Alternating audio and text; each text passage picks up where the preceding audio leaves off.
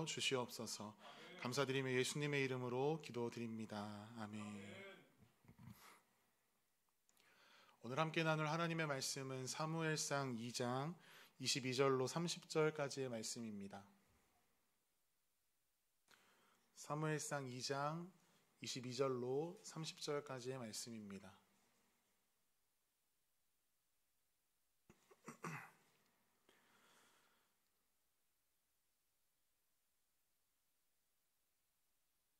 오늘 함께 나눌 말씀 사무엘상 2장 22절로 30절까지의 말씀, 저와 여러분이 한 절씩 교독하도록 하겠습니다. 엘리가 매우 늙었더니 그의 아들들이 온 이스라엘에게 행한 모든 일과 회막문에서 수종드는 여인들과 동침하였음을 듣고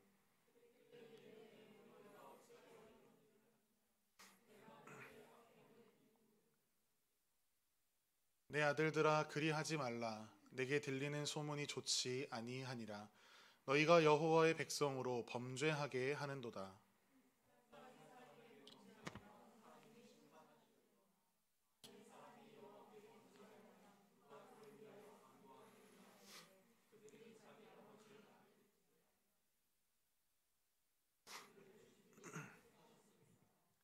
아이 사무엘이 점점 자라매 여호와와 사람들에게 은총을 더욱 받더라.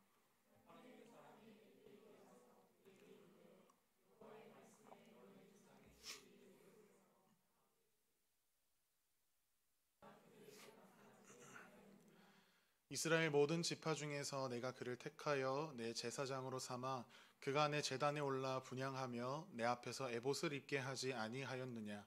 이스라엘 자손이 드리는 모든 화제를 내가 내 조상의 집에 주지 아니하였느냐.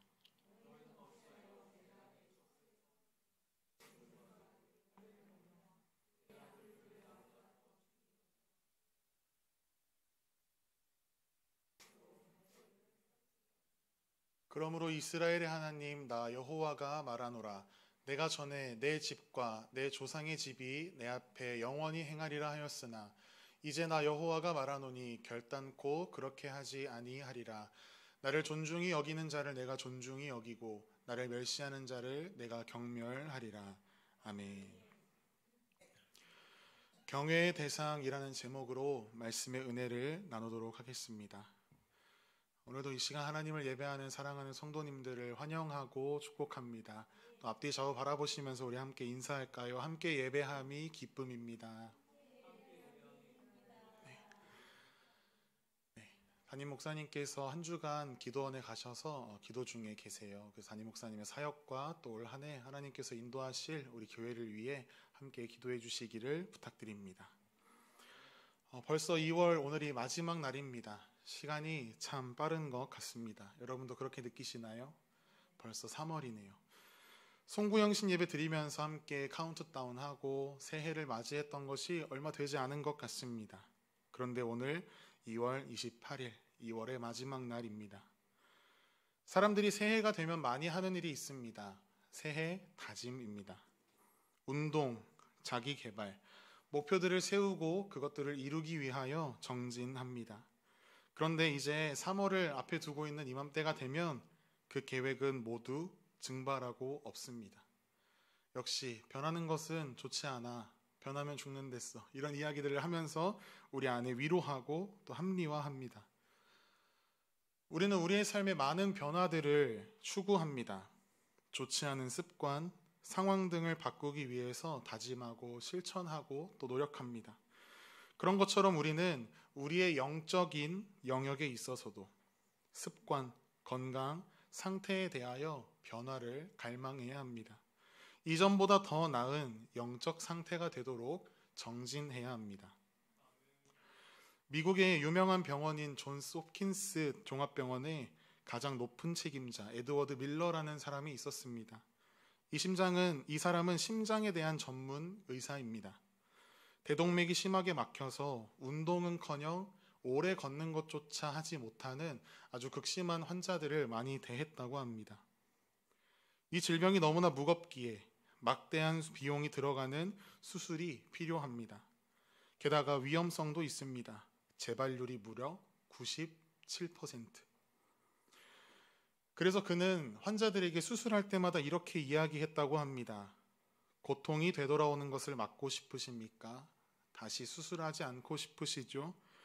그 병이 당신의 목숨을 빼앗아가기 전에 이 병을 중단하고 싶으신가요?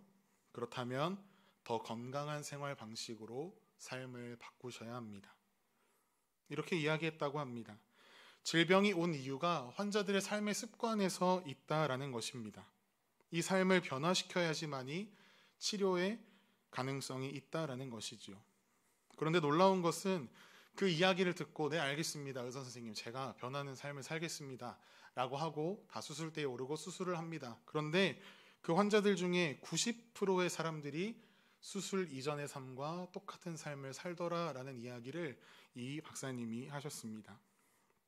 그대로 다시 병원을 찾아오고 2차 수술, 3차 수술을 하고 어떤 이들은 목숨을 빼앗기기도 하였습니다. 참 이해가 되지 않는 부분이지요. 그런데 우리 주변에서도 이러한 일들을 쉽게 찾아볼 수 있습니다. 흔히 담배로 인하여 병을 얻게 된 사람들, 담배를 태우면 나의 몸이 어떻게 망가지는지를 우리가 잘 알고 있습니다. 심지어 요즘에 편의점 가서 이렇게 계산할 때 보면 괜히 눈살이 찌푸려지는 그 사진들 있죠. 담배가 뒤에 있는데 담배를 피우면 우리의 몸에 어떤 악영향이 있는지 막 그림으로 막 그려놓거든요. 그런데 여전히 사람들은 담배를 끊지 않습니다. 담배값을 배로 올려도 사람들은 담배를 핍니다. 아마 그 아이디어를 낸 사람은 사람들에게 공포감을 주어서 담배에 대한 경각심을 일깨워주자라고 했던 모양입니다. 그런데 공포라고 하는 것이 결코 사람의 인생을 바꾸지 못한다라는 것을 우리는 그 편의점에 있는 그 담배의 모습을 보면서 알 수 있습니다. 오히려 공포와 두려움은 저항을 일으키기만 하는 것 같습니다. 반감만 일으키죠. 그래서 어떻게 하죠? 사람들이 담배값에 케이스를 끼워서 예쁜 케이스로 담배를 들고 다니는 저항이 일어난 겁니다. 공포가 협박이 결코 사람들의 인생을 바꾸지 못하더라라는 것이죠. 미국의 작가인 앨런 도이치먼이라는 사람이 이런 이야기를 했습니다. 죽지 않기 위해서 변화해야 한다. 그런데 어떤 변화가 필요하냐면 관계 맺기, 좋은 관계를 맺는 것이 우리의 삶이 변화하는 것에 가장 중요하다라는 이야기를 합니다. 어떠한 사람, 어떠한 대상과 관계를 맺느냐가 우리의 인생을 변화시키는 데 아주 중요하게 작용된다라는 이야기입니다. 우리의 삶에 왜곡된 관계가 우리의 삶을 무너뜨리는 큰 이유가 됩니다. 그런데 사람들은 착각합니다. 나의 삶의 현실, 나에게 닥친 어떠한 이벤트가 나의 삶을 망가뜨린다라고 착각합니다. 내가 가진 능력, 내가 처한 상황이 나를 무너뜨린다고 생각하나 그렇지 않다라는 것입니다. 어긋난 관계 맺음이 원인이다라는 이야기를 하고 있습니다. 오늘 본문인 사무엘상 2장, 오늘 22절부터 30절까지 함께 읽었는데 이 같은 장인 12절 말씀을 보면 이렇게 이야기하고 있습니다. 엘리의 아들들은 행실이 나빠 여호와를 알지 못하더라. 이 엘리 제사장과 두 아들에게는 심각한 문제가 있었습니다. 먼저 그 아버지 엘리, 굉장히 루즈한 삶을 살아가고 있음을 우리는 발견하게 됩니다. 지루함, 권태라고 저는 이 엘리 제사장의 삶을 비유하고 싶습니다. 요즘 시대로 비교하자면 소파에 거실에 리클라이너 소파 딱 제껴놓고 TV 하루 종일 보면서 배고프네 음식 시켜 먹을까 소파에서 먹고 또 누워서 자다가 일어나다가 TV 보다가 이렇게 살면서 무료하다 외치는 그런 사람들. 사무엘상을 읽어보시면 진짜 엘리 제사장 그냥 흔들흔들 앉아서 하루 종일 흔들흔들 하는 사람이구나 라는 것을 우리는 동의할 수 있습니다. 제사장인데 성전에 기도하러 온 한나를 보고 뭐라고 이야기하죠? 아이고 술 취했어 이렇게 이야기하죠. 무슨 기도를 하고 계세요? 라고 묻지도 않고 술 끊으세요 여기 와서 이러시면 안 됩니다 이런 이야기를 하고, 또 사무엘이 밤중에 엘리를 찾아왔을 때에도 얘가 또 왜 잠을 깨어나 가서 자라, 하나님의 음성인가? 라고 깨달았을 때에도 그는 굉장히 소극적으로 반응합니다. 그래 너가 하나님께 한번 무슨 일이냐고 여쭤봐 라고 응답하고 다시 이불 덮고 자는 거죠. 그의 아들들인 홈리와 비느하스는 더 적극적으로 죄를 짓는 인생을 살아갑니다. 하나님께 드린 제물 빼돌리고 성전에서 수종드는 여인들과 부적절한 관계를 맺습니다.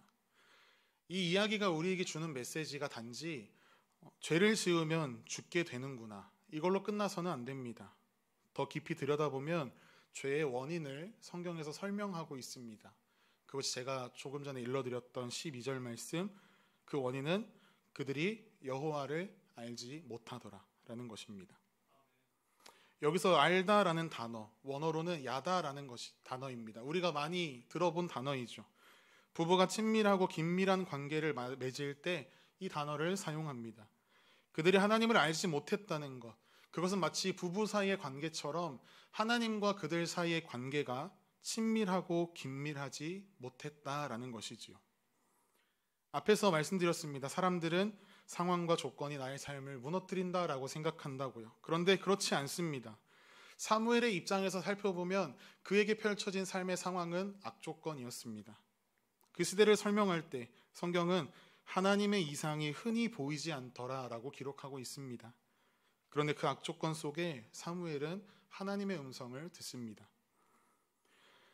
반면에 엘리 제사장과 그의 가문, 그의 아들들, 그들이 처한 환경은 너무 좋았습니다. 출애굽 때부터 자신의 조상인 아론을 시작으로 지금까지 제사장의 지위를 감당해 왔습니다. 백성들의 칭송을 받습니다. 하나님의 은혜와 복이 그 집안에 가득했습니다. 그런데 그들은 그런 환경 가운데에서 하나님과의 친밀한 관계를 전혀 맺지 못하고 있는 모습을 우리는 보게 됩니다. 어떤 이야기입니까? 우리가 처한 상황, 가정, 회사, 학교 등등이 중요한 것이 아니라 그 조건과 상황 속에서 우리가 하나님과 어떤 관계를 맺어가느냐, 그것이 더 중요하다는 이야기입니다. 제가 엘리 제사장에게 대하여서 권태와 지루함에 대해서 말씀드렸지요. 우리의 인생에도 권태가 찾아옵니다. 언제 권태가 찾아오죠? 내가 하는 어떠한 일에 대하여, 어떠한 관계에 대하여 알맹이는 없고 껍데기, 형식만 남아있을 때 우리는 권태를 느낍니다. 부부 사이, 연인 사이에 권태가 찾아오는 것. 겉으로는 서로 사랑하는 듯하나 실제로 속을 들여다보면 서로에 대한 사랑, 헌신, 이해, 노력이 없습니다. 그럴 때 관계 가운데 권태가 찾아옵니다. 그렇다면 우리의 삶이 권태롭다라고 하면 우리는 우리의 삶의 가장 중요한 것을 빼먹고 있다라는 이야기입니다.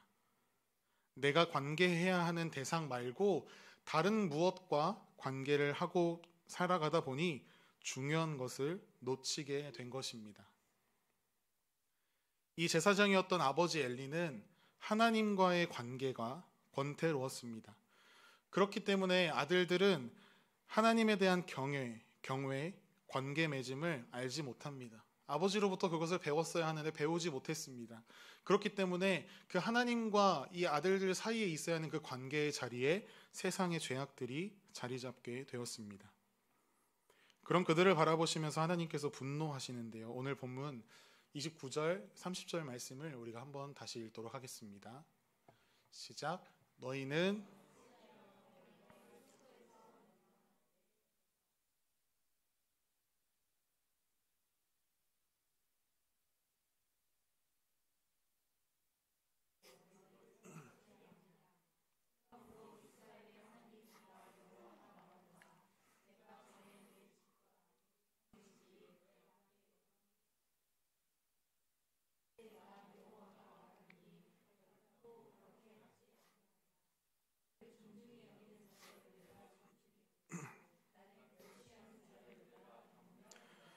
아멘. 엘리는 자기 자식들에게 하나님을 경외하는 것을 가르치는 데 실패했습니다. 왜냐하면 성도님들도 깨달아 알다시피 가족 사이에는 말로 가르칠 수 없기 때문입니다. 우리는 경외에 대해서 착각합니다. 하나님을 향한 나의 마음의 영역이라고요. 하지만 경외는 마음이 아닌 태도의 이야기입니다. 하나님 앞에서 우리의 자세를 이야기합니다. 엘리가 계속해서 오늘 본문에서도 이야기하지요. 너희가 악을 행하면 안 된다. 백성들이 죄악된 길로 걸어가도록 너희가 자꾸 이렇게 못된 행동, 삶을 살아가면 안 된다. 그런데 그 가르침이 들어가지 않습니다. 엘리의 말 때문이 아니라 엘리의 태도 때문입니다. 아들들은 이렇게 생각했을 것입니다. 아버지도 하나님을 경외하지 않으면서 나에게 무슨 경외하라고 자꾸 그러세요. 자녀들의 습관은 부모님의 습관을 닮게 되어 있습니다. 만약 부모가 자식에게 책을 보라고 이야기해놓고 자기는 옆에서 핸드폰을 하고 있다면 아이가 어떻게 행동할까요? 핸드폰이 없어도 옆에서 책 펴놓고 엄마 핸드폰 이렇게 보고 있습니다. 말이 아니라 삶을 보고 배웁니다. 그렇게 엘리 제사장이 실패했습니다. 애초에 그의 삶에 하나님을 향한 경외가 없었기 때문에 그 자녀들이 듣지 않았습니다. 우리가 방금 본문 읽었던 그 말씀 가운데 하나님께서 나를 존중히 여기는 자를 내가 존중히 여기겠다라고 말씀하십니다. 여기서 존중하다라는 단어가 카바드라는 단어인데 이 단어의 뜻이 무겁게 여기다입니다. 여러분 캘린더에다가 일정 기록해서 그때그때 일정들 확인하시는 분들 계시죠? 우리가 같은 펜으로 그냥 글씨를 써서 일정을 정리합니다. 그런데 캘린더를 한눈에 딱 봤을 때 한 달의 일정들 중에 굉장히 무겁게 느껴지는 일정이 있습니다. 저에게는 오늘 이 시간과 같은 말씀을 준비해서 함께 나누는 시간들이 굉장히 굵은 글씨처럼 다가옵니다. 우리는 중요한 일정에 형광펜을 칠하거나 다른 색 펜으로 표시를 하기도 합니다. 왜 그렇죠? 그 일정을 무겁게 여기기 때문에, 그 일정을 중요하게 여기기 때문에 우리는 그렇게 행동합니다. 우리 모두는 무언가를 경외하며 살아갑니다. 그리고 그 대상에 대한 경외함을 통해 우리는 그 대상에 대하여 경의로움도 느낄 수 있습니다. 우리가 경외에 대해서 이야기할 때 사람들은 대체로 두려워하는 것을 생각합니다. 하지만 이 경외라는 단어에는 두 가지 단어, 굉장히 모순되는 두 단어가 함께 존재합니다. 바로 두려워하며 사랑하는 것. 사랑하기에, 너무나 사랑하기에 오히려 두려운 것. 이것이 바로 경외입니다. 제가 아직 미혼이니까 연인 관계를 통해서 설명드려 볼게요. 제가 길을 가는데 어떤 여자분이 지나가면서 한숨을 푹 쉬는 거예요. 그러면 제가 어떻게 반응할까요? 어떻게 반응할까요? 무시합니다. 무시로 반응하죠. 왜요? 그 사람은 저와 아무 관계가 없는 사람, 제가 사랑하는 사람이 아니기 때문이에요. 그런데 제가 제 여자친구와 함께 길을 걸어가는데 갑자기 여자친구가 한숨을 푹 쉬어요. 그러면 제가 어떻게 반응하죠? 왜? 무슨 일이야? 무슨 일 있어? 이렇게 이야기하면서 머릿속으로는 내가 뭘 잘못했지? 이런 걸 이제 막 고민하는 거예요. 두려워하는 거죠. 왜 그렇습니까? 너무나 사랑하기 때문에 우리가 두려움이라는 감정도 느끼게 되는 것입니다. 성경이 우리에게 요구하는 삶이 있습니다. 잠언 1장 7절에 여호와를 경외하는 것, 그것이 지식의 근본이다라고 이야기하고 있습니다.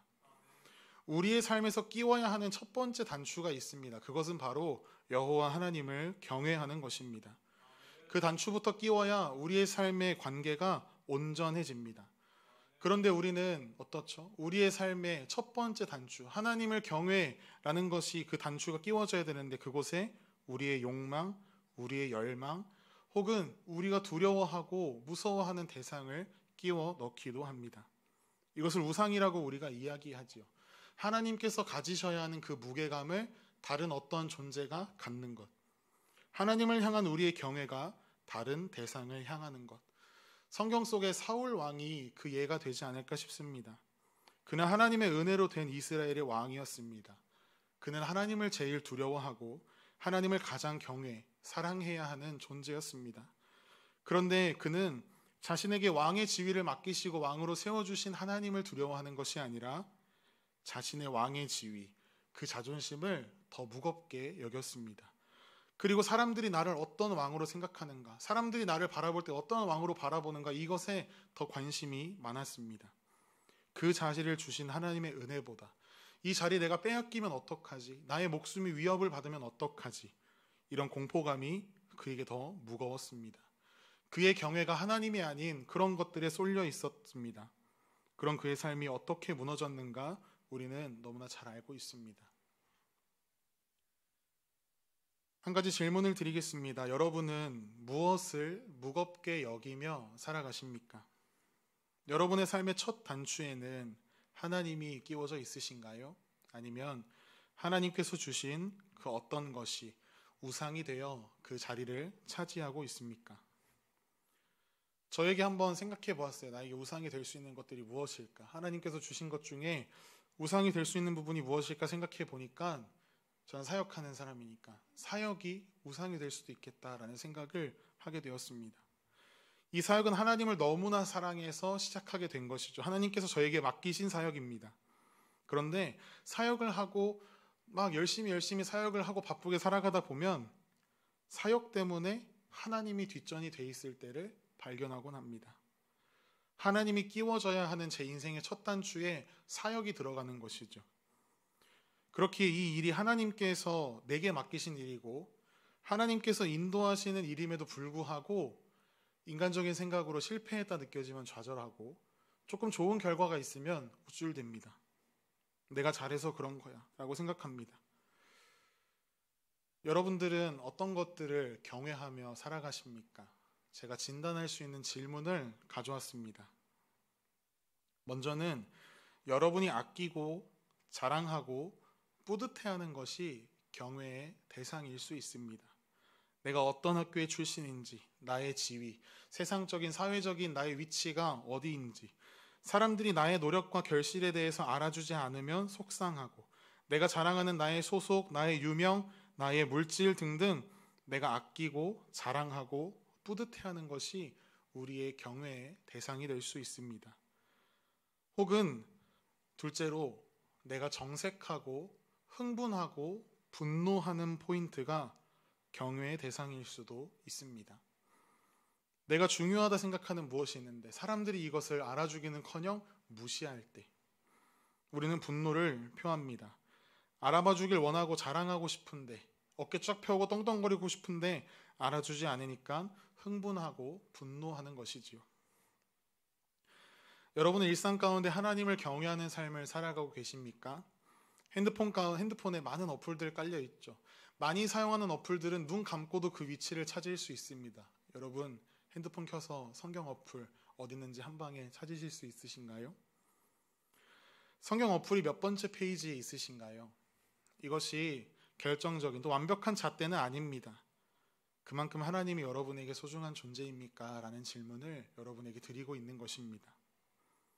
집안에서 성경책 어딨지? 성경책 어딨지? 찾아야지 찾을 수 있는 성경책인가요?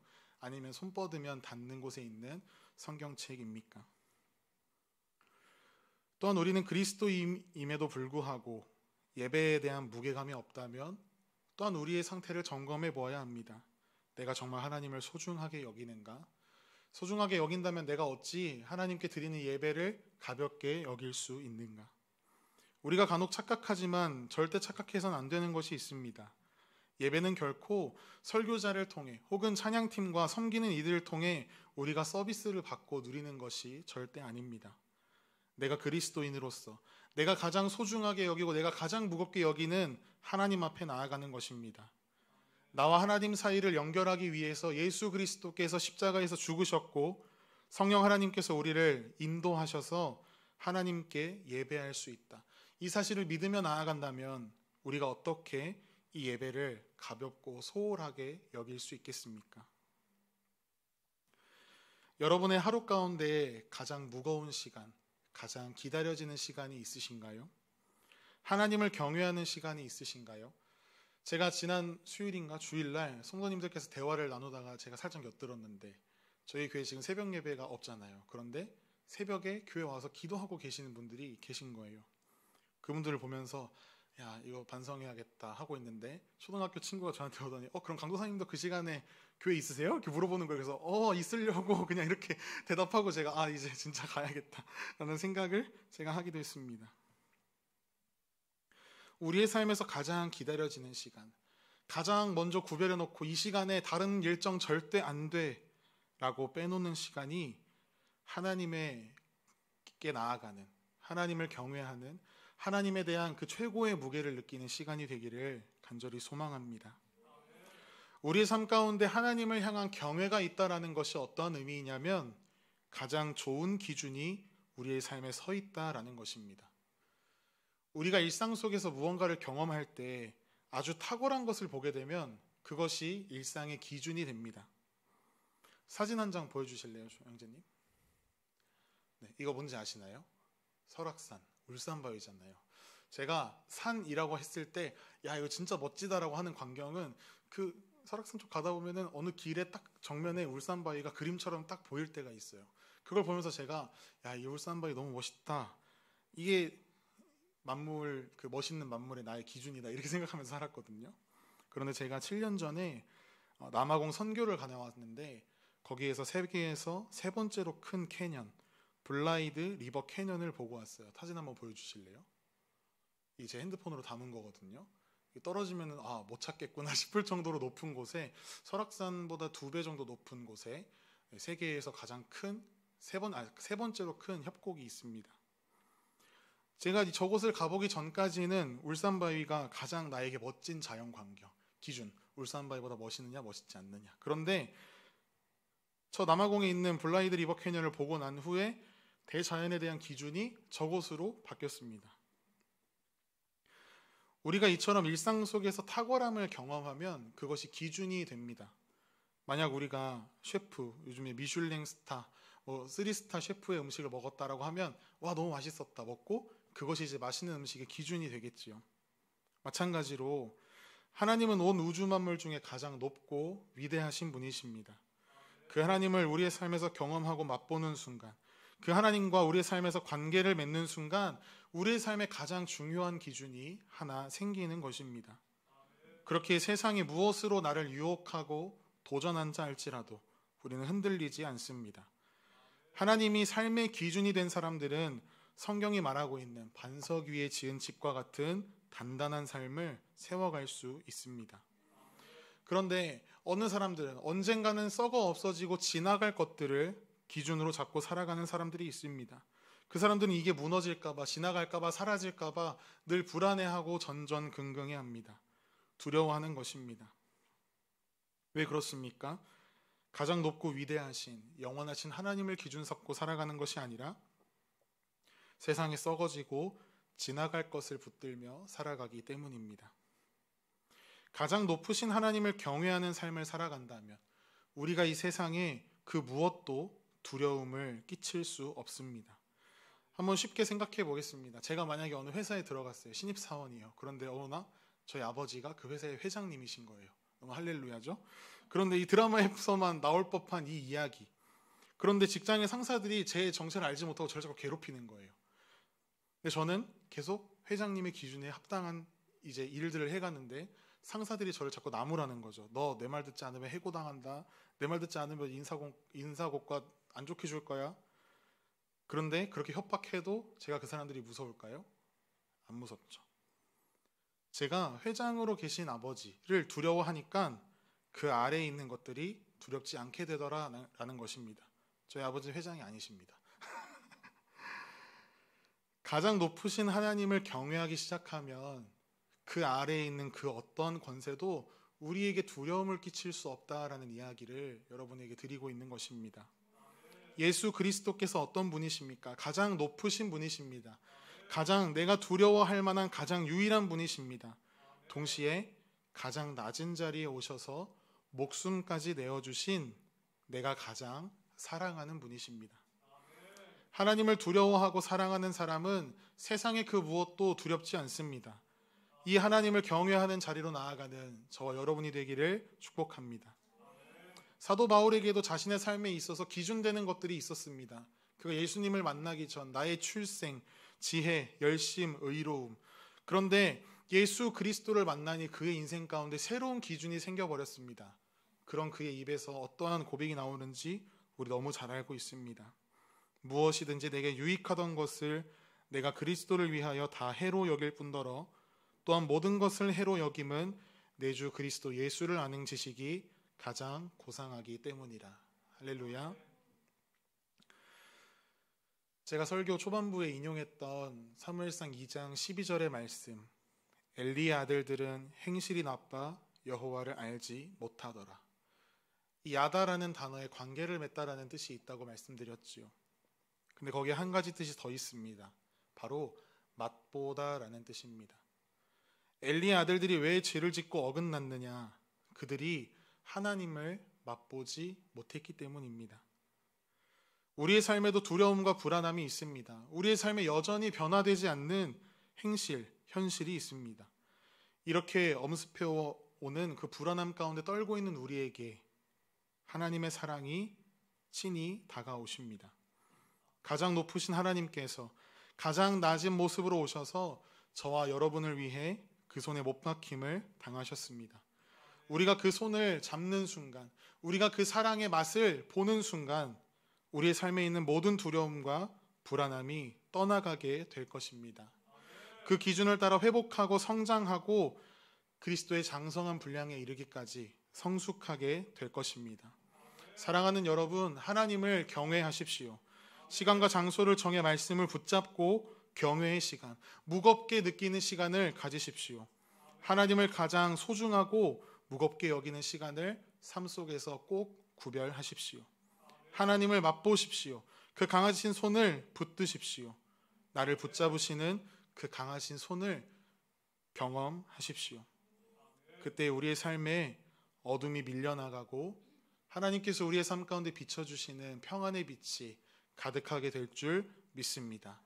그 은혜의 삶으로 나아가는 저와 여러분의 삶이 되시